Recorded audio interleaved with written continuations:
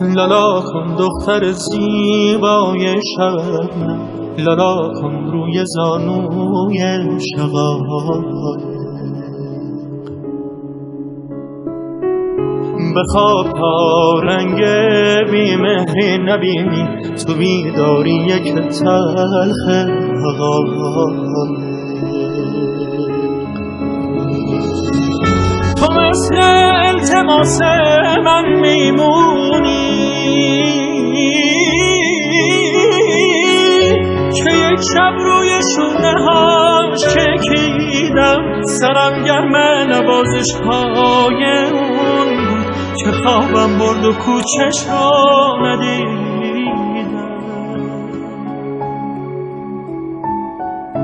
حالا من موندم و یک کنج خلوت که از سقفش غریبی چکه کرده. تلاطم های امواج جدایی زده کاشونم و سطح کرده.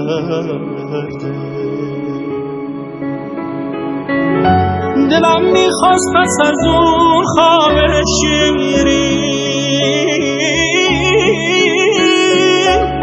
دیگه چشمم به دنیا وانه میشو، میونه قلب متروکم نشونی دیگه از خاطر پیدا نمیشو.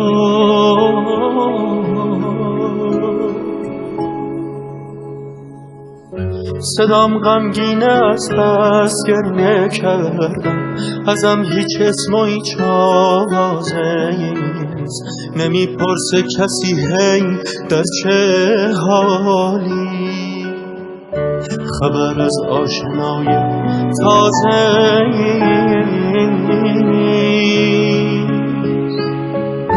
به پروانه صفت‌ها گفته بودم که شمعم میل خاموشی منیست، پرنده رو درختم آشیون کن،